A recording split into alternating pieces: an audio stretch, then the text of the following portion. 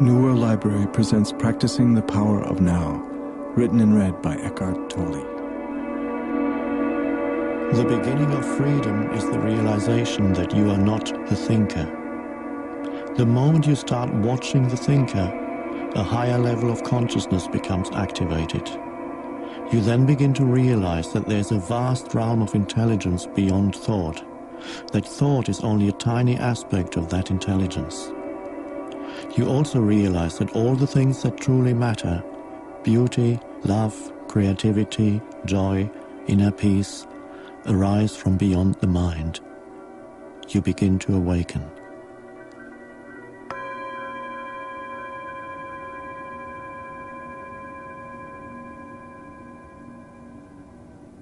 Part 1. Accessing the Power of Now.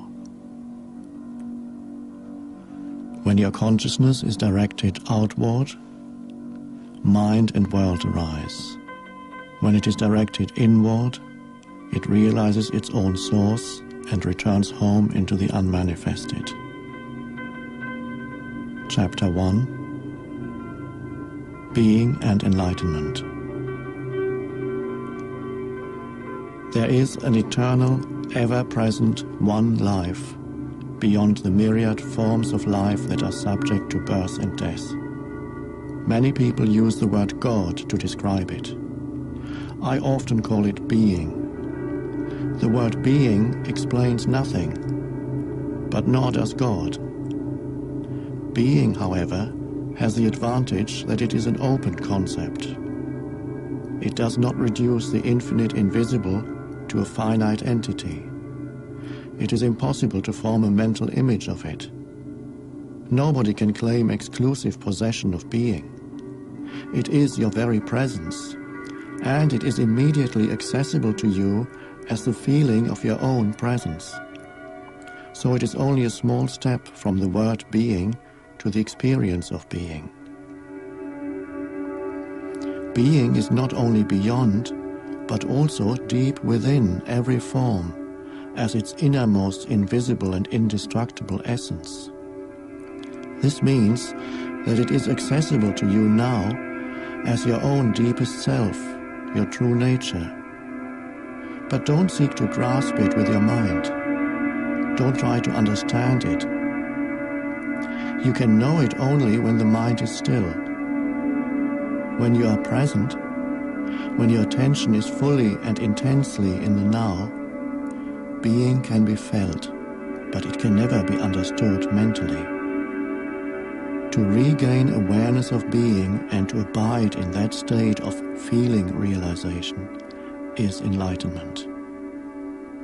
The word enlightenment conjures up the idea of some superhuman accomplishment, and the ego likes to keep it that way. But it is simply your natural state of felt oneness with being. It is a state of connectedness with something immeasurable and indestructible, something that, almost paradoxically, is essentially you and yet is much greater than you. It is finding your true nature beyond name and form. The inability to feel this connectedness gives rise to the illusion of separation from yourself and from the world around you. You then perceive yourself, consciously or unconsciously, as an isolated fragment. Fear arises, and conflict within and without becomes the norm.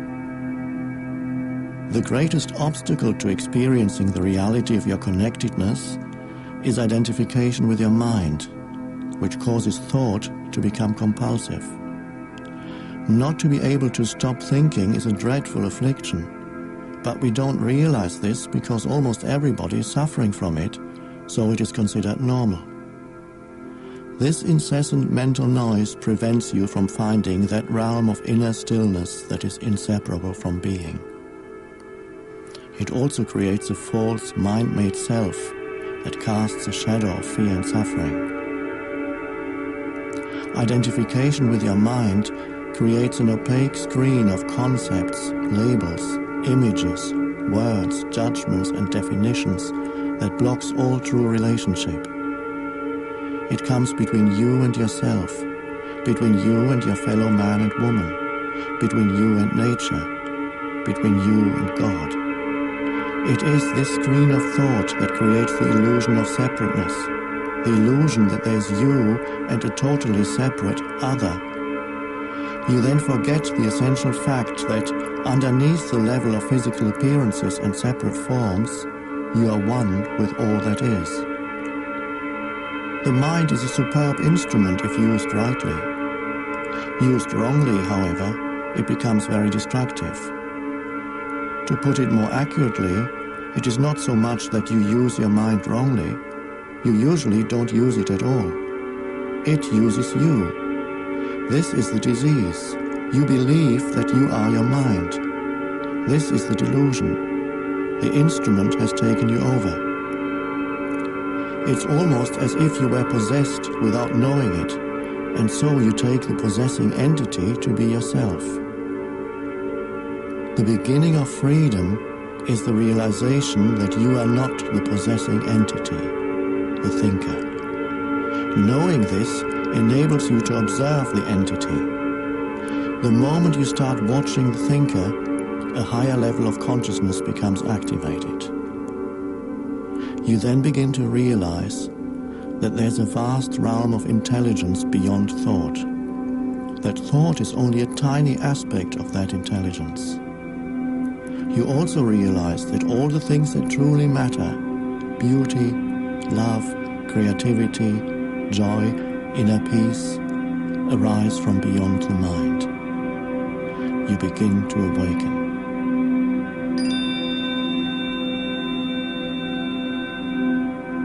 Freeing yourself from your mind.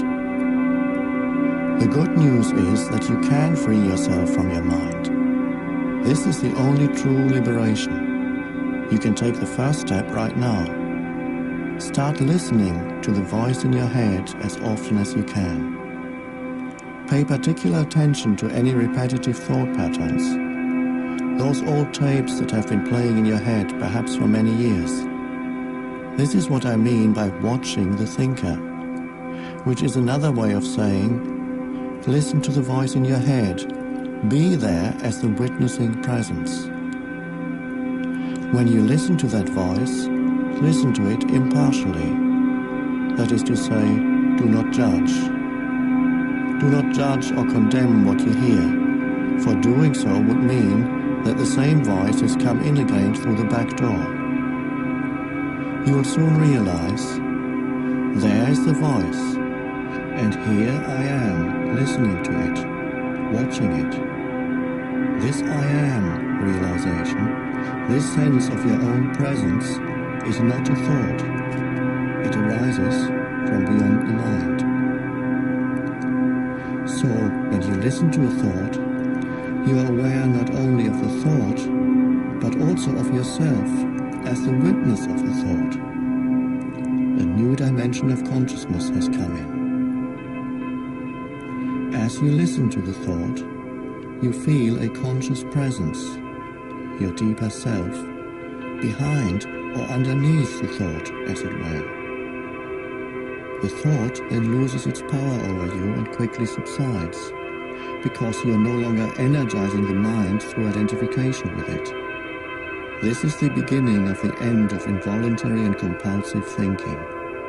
When a thought subsides, you experience a discontinuity in the mental stream, a gap of no mind. At first, the gaps will be short, a few seconds perhaps, but gradually they will become longer. When these gaps occur, you feel a certain stillness and peace inside you. This is the beginning of your natural state of felt oneness with being, which is usually obscured by the mind. With practice, the sense of stillness and peace will deepen. In fact, there's no end to its depth. You will also feel a subtle emanation of joy arising from deep within, the joy of being. In this state of inner connectedness, you are much more alert, more awake, than in the mind-identified state. You are fully present. It also raises the vibrational frequency of the energy field that gives life to the physical body. As you go more deeply into this realm of no mind, as it is sometimes called in the East, you realize the state of pure consciousness. In that state, you feel your own presence with such intensity and such joy that all thinking, all emotions, your physical body, as well as the whole external world, become relatively insignificant in comparison to it. And yet, this is not a selfish, but a selfless state. It takes you beyond what you previously thought of as yourself. That presence is essentially you, and at the same time inconceivably greater than you. Instead of watching the thinker, you can also create a gap in the mind stream simply by directing the focus of your attention into the now. Just become intensely conscious of the present moment. This is a deeply satisfying thing to do. In this way, you draw consciousness away from mind activity and create a gap of no mind, in which you are highly alert and aware, but not thinking. This is the essence of meditation. In your everyday life, you can practice this by taking any routine activity that normally is only a means to an end and giving it your fullest attention so that it becomes an end in itself. For example, every time you walk up and down the stairs in your house or place of work, pay close attention to every step, every movement, even your breathing. Be totally present. Or when you wash your hands, pay attention to all the sense perceptions associated with the activity. The sound and feel of the water, the movement of your hands, the scent of the soap, and so on. Or when you get into your car, after you close the door, pause for a few seconds and observe the flow of your breath. Become aware of a silent but powerful sense of presence. There's one criterion by which you can measure your success in this practice: the degree of peace that you feel within. The single most vital step on your journey towards enlightenment is this: learn to disidentify from your mind. Every time you create a gap in the stream of mind, the light of your consciousness grows stronger.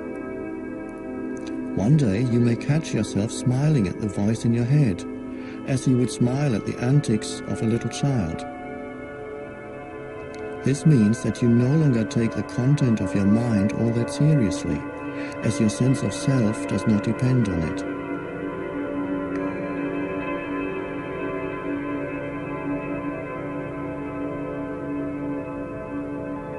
Enlightenment, rising above thought. As you grow up, you form a mental image of who you are, based on your personal and cultural conditioning. We may call this phantom self the ego. It consists of mind activity and can only be kept going through constant thinking.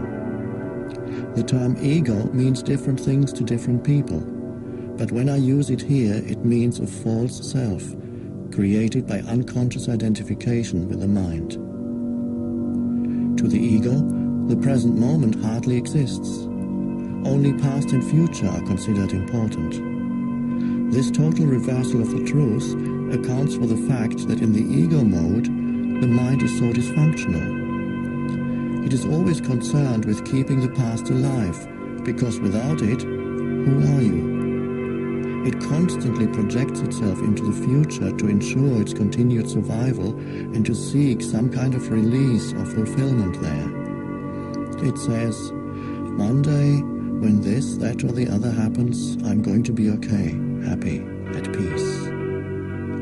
Even when the ego seems to be concerned with the present, it is not the present that it sees. It misperceives it completely because it looks at it through the eyes of the past. Or it reduces the present to a means to an end that always lies in the mind-projected future. Observe your mind and you will see that this is how it works. The present moment holds the key to liberation. But you cannot find the present moment as long as you are your mind. Enlightenment means rising above thought. In the enlightened state, you still use your thinking mind when needed, but in a much more focused and effective way than before. You use it mostly for practical purposes, but you are free of the involuntary internal dialogue, and there's inner stillness. When you do use your mind, and particularly when a creative solution is needed, you oscillate every few minutes or so between thought and stillness, between mind and no mind. No mind is consciousness without thought. Only in that way is it possible to think creatively, because only in that way does thought have any real power.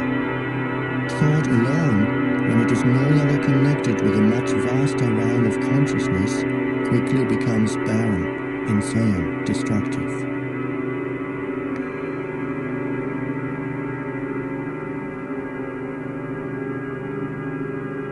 Emotion, the body's reaction to your mind. Mind, in the way I use the word, is not just thought. It includes your emotions as well as all unconscious mental emotional reactive patterns. Emotion arises at the place where mind and body meet. It is the body's reaction to your mind, or you might say a reflection of your mind in the body. The more you are identified with your thinking, your likes and dislikes, judgments and interpretations, which is to say, the less present you are as the watching consciousness, the stronger the emotional energy charge will be, whether you are aware of it or not. If you cannot feel your emotions, if you are cut off from them, you will eventually experience them on a purely physical level, as a physical problem or symptom. If you have difficulty feeling your emotions, start by focusing attention on the inner energy field of your body. Feel the body from within. This will also put you in touch with your emotions. If you really want to know your mind, the body will always give you a truthful reflection. So look at the emotion, or rather, feel it in your body. If there's an apparent conflict between them, the thought will be the lie, the emotion will be the truth. Not the ultimate truth of who you are, but the relative truth of your state of mind at that time. You may not yet be able to bring your unconscious mind activity into awareness as thoughts, but it will always be reflected in the body as an emotion, and of this you can become aware. To watch an emotion in this way is basically the same as listening to or watching a thought, which I described earlier. The only difference is that, while a thought is in your head, an emotion has a strong physical component and so is primarily felt in the body. You can then allow the emotion to be there without being controlled by it. You no longer are the emotion. You are the watcher, the observing presence. If you practice this, all that is unconscious in you will be brought into the light of consciousness. Make it a habit to ask yourself, what's going on inside me at this moment? That question will point you in the right direction. But don't analyze, just watch. Focus your attention within. Feel the energy of the emotion. If there's no emotion present, take your attention more deeply into the inner energy field of your body. It is the doorway into being. Chapter 2. The Origin of Fear.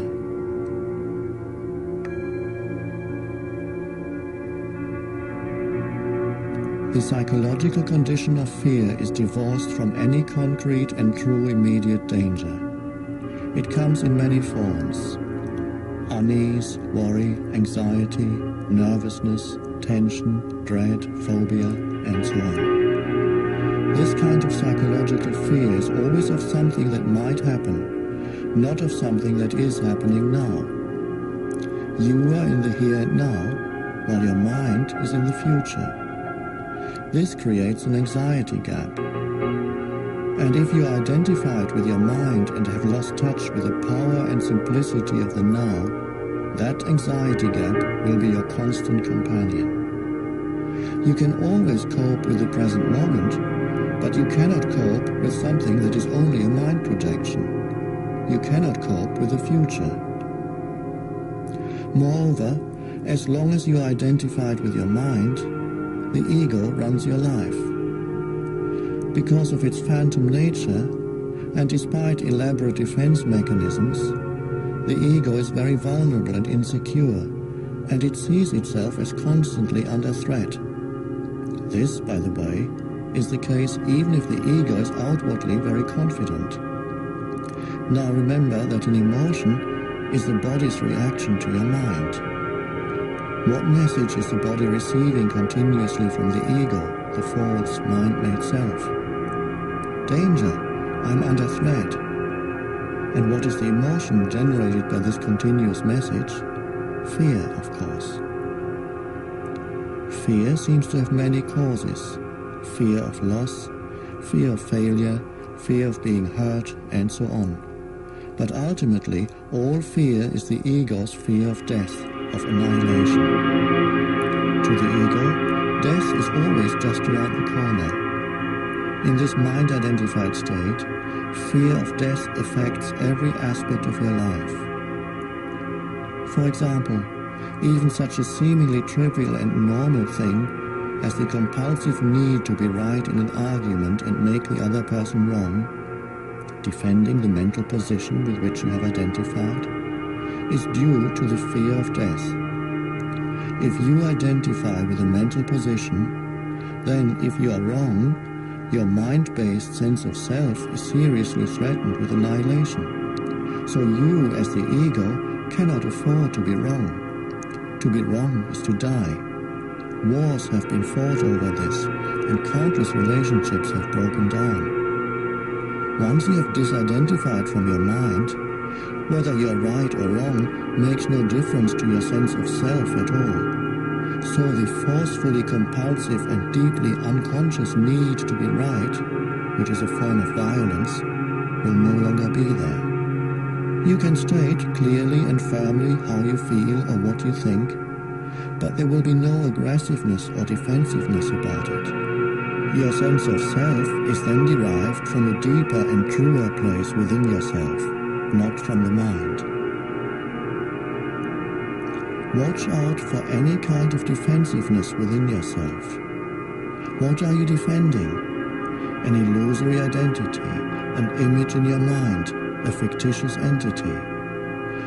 By making this pattern conscious, by witnessing it, you disidentify from it. In the light of your consciousness, the unconscious pattern will then quickly dissolve. This is the end of all arguments and power games, which are so corrosive to relationships. Power over others is weakness disguised as strength. True power is within, and it is available to you now. The mind always seeks to deny the now and to escape from it. In other words, the more you are identified with your mind, the more you suffer. Or you may put it like this: the more you are able to honor and accept the now, the more you are free of pain, of suffering, and free of the egoic mind. If you no longer want to create pain for yourself and others, if you no longer want to add to the residue of past pain that still lives on in you, then don't create any more time. Or at least no more time than is necessary to deal with the practical aspects of your life. How to stop creating time? Realize deeply that the present moment is all you ever have. Make the now the primary focus of your life. Whereas before you dwelt in time and paid brief visits to the now, have your dwelling place in the now and pay brief visits to past and future when required to deal with the practical aspects of your life situation. Always say yes to the present moment.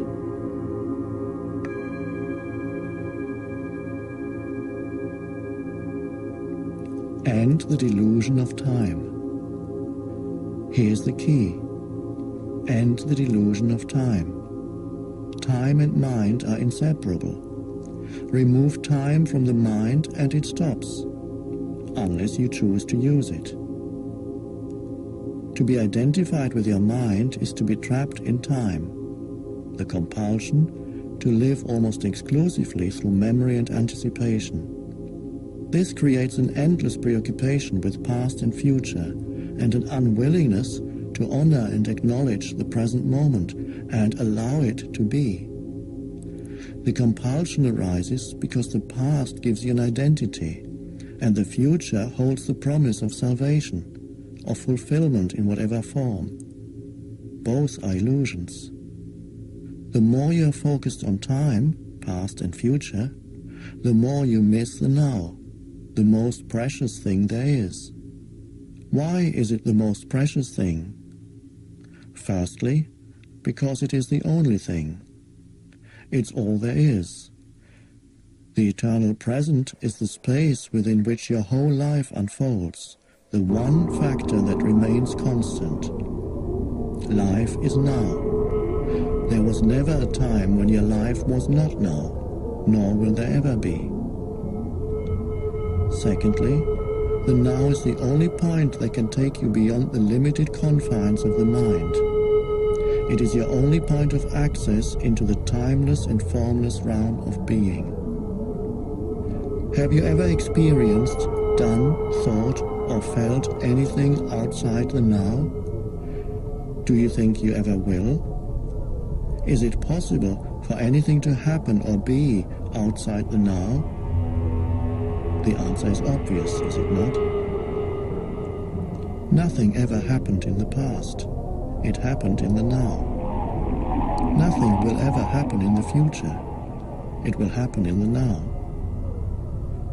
The essence of what I'm saying here cannot be understood by the mind. The moment you grasp it, there is a shift in consciousness from mind to being, from time to presence. Suddenly, everything feels alive, radiates energy, emanates being.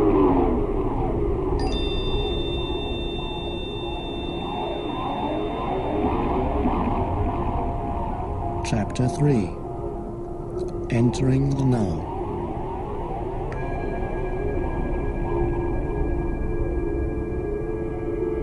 With the timeless dimension comes a different kind of knowing, one that does not kill the spirit that lives within every creature and everything, a knowing that does not destroy the sacredness and mystery of life, but contains a deep love and reverence for all that is, a knowing of which the mind knows nothing. Break the old pattern of present moment denial and present moment resistance. Make it your practice to withdraw attention from past and future whenever they are not needed. Step out of the time dimension as much as possible in everyday life. If you find it hard to enter the now directly, start by observing the habitual tendency of your mind to want to escape from the now. You will observe that the future is usually imagined as either better or worse than the present. If the imagined future is better, it gives you hope or pleasurable anticipation. If it is worse, it creates anxiety. Both are illusory. Through self-observation, more presence comes into your life automatically. The moment you realize you are not present, you are present. Whenever you are able to observe your mind, you are no longer trapped in it. Another factor has come in, something that is not of the mind, the witnessing presence. Be present as the watcher of your mind, of your thoughts and emotions as well as your reactions in various situations. Be at least as interested in your reactions as in the situation or person that causes you to react. Notice also how often your attention is in the past or future. Don't judge or analyze what you observe. Watch the thought, feel the emotion, observe the reaction. Don't make a personal problem out of them. You will then feel something more powerful than any of those things that you observe. The still, observing presence itself behind the content of your mind, the silent watcher.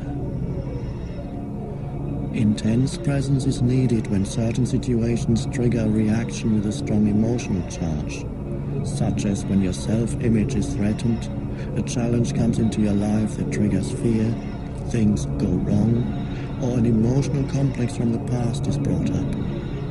In those instances, the tendency is for you to become unconscious. The reaction or emotion takes you over. You become it. You act it out. You justify, make wrong, attack, defend. Except that it isn't you. It's the reactive pattern, the mind in its habitual survival mode. Identification with the mind gives it more energy. Observation of the mind withdraws energy from it. Identification with the mind creates more time. Observation of the mind opens up the dimension of the timeless. The energy that is withdrawn from the mind turns into presence. Once you can feel what it means to be present, it becomes much easier to simply choose to step out of the time dimension whenever time is not needed for practical purposes and move more deeply into the now. This does not impair your ability to use time, past or future, when you need to refer to it for practical matters. Nor does it impair your ability to use your mind. In fact, it enhances it. When you do use your mind, it will be sharper, more focused. The enlightened person's main focus of attention is always the now, but they are still peripherally aware of time. In other words, they continue to use clock time, but are free of psychological time.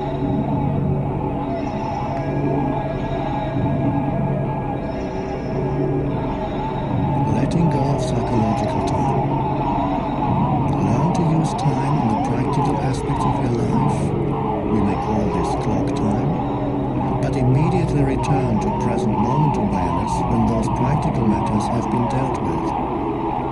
In this way, there will be no building up of psychological time, which is identification with the past and continuous compulsive projection into the future. If you set yourself a goal and work towards it, you're using clock time. You're aware of where you want to go, but you honor and give your fullest attention to the step that you're taking at this moment.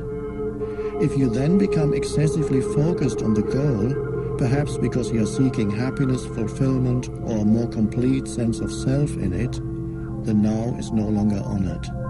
It becomes reduced to a mere stepping stone to the future, with no intrinsic value. Clock time then turns into psychological time. Your life's journey is no longer an adventure, just an obsessive need to arrive, to attain, to make it. You no longer see or smell the flowers by the wayside either, nor are you aware of the beauty and the miracle of life that unfolds all around you when you are present in the now. Are you always trying to get somewhere other than where you are? Is most of your doing just a means to an end? Is fulfillment always just around the corner or confined to short-lived pleasures such as sex, food, drink, drugs, or thrills and excitement? Are you always focused on becoming, achieving, entertaining, or alternatively chasing some new thrill or pleasure? Do you believe that if you acquire more things, you will become more fulfilled, good enough, or psychologically complete? Are you waiting for a man or woman to give meaning to your life? In the normal, mind-identified or unenlightened state of consciousness, the power and infinite creative potential that lie concealed in the now are completely obscured by psychological time. Your life then loses its vibrancy, its freshness, its sense of wonder. The old patterns of thought, emotion, behavior, reaction, and desire are acted out in endless repeat performances, a script in your mind that gives you an identity of sorts, but distorts or covers up the reality of the now. The mind then creates an obsession with the future as an escape from the unsatisfactory present. What you perceive as future is an intrinsic part of your state of consciousness now. If your mind carries a heavy burden of past, you will experience more of the same. The past perpetuates itself through lack of presence.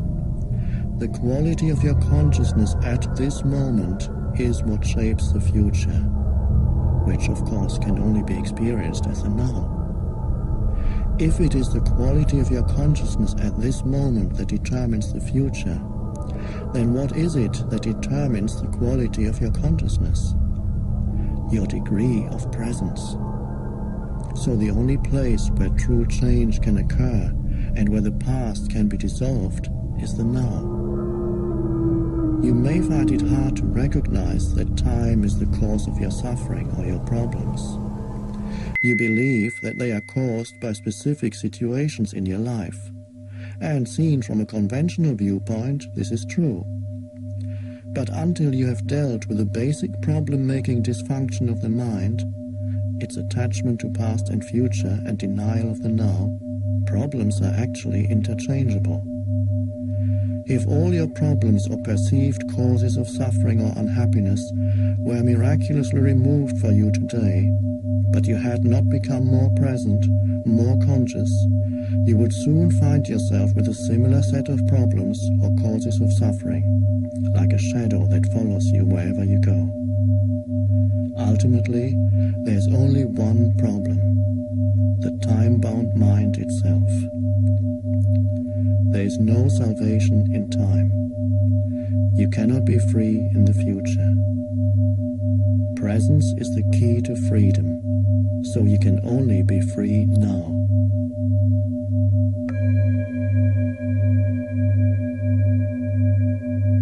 Finding the life underneath your life situation. What you refer to as your life should more accurately be called your life situation. It is psychological time, past and future. Certain things in the past didn't go the way you wanted them to go. You're still resisting what happened in the past, and now you're resisting what is. Hope is what keeps you going, but hope keeps you focused on the future, and this continued focus perpetuates your denial of the now, and therefore your unhappiness. Forget about your life situation for a while and pay attention to your life. Your life situation exists in time. Your life is now. Your life situation is mind stuff. Your life is real. Find the narrow gate that leads to life. It is called the now. Narrow your life down to this moment. Your life situation may be full of problems. Most life situations are. But find out if you have any problem at this moment. Not tomorrow or in 10 minutes, but now. Do you have a problem now? When you are full of problems, there's no room for anything new to enter, no room for a solution. So whenever you can, make some room, create some space, so that you find the life underneath your life situation. Use your senses fully. Be where you are. Look around. Just look. Don't interpret. See the light, shapes, colors, textures. Be aware of the silent presence of each thing. Be aware of the space that allows everything to be. Listen to the sounds. Don't judge them. Listen to the silence underneath the sounds. Touch something, anything, and feel and acknowledge its being. Observe the rhythm of your breathing. Feel the air flowing in and out. Feel the life energy inside your body. Allow everything to be, within and without. Allow the isness of all things. Move deeply into the now. You are leaving behind the deadening world of mental abstraction, of time.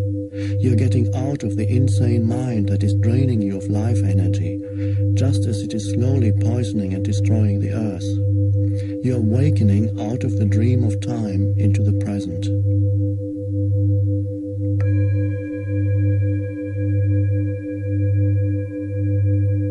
All problems are illusions of the mind. Focus your attention on the now and tell me what problem you have at this moment. I'm not getting any answer because it is impossible to have a problem when your attention is fully in the now. A situation needs to be either dealt with or accepted. Why make it into a problem? The mind unconsciously loves problems because they give you an identity of sorts. This is normal, and it is insane. Problem means that you are dwelling on a situation mentally without there being a true intention or possibility of taking action now, and that you are unconsciously making it part of your sense of self. You become so overwhelmed by your life situation that you lose your sense of life, of being. Or you are carrying in your mind the insane burden of 100 things that you will or may have to do in the future instead of focusing your attention on the one thing that you can do now. When you create a problem, you create pain. All it takes is a simple choice, a simple decision. No matter what happens, I will create no more pain for myself. I will create no more problems. Although it is a simple choice, it is also very radical. You won't make that choice unless you are truly fed up with suffering, unless you have truly had enough. And you won't be able to go through with it unless you access the power of the now. If you create no more pain for yourself, then you create no more pain for others. You also no longer contaminate the beautiful earth, your inner space, and the collective human psyche with the negativity of problem-making.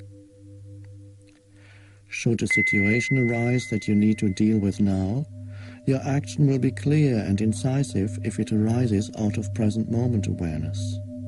It is also more likely to be effective.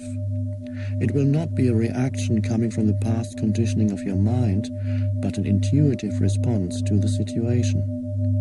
In other instances, when the time-bound mind would have reacted, you will find it more effective to do nothing. Just stay centered in the now.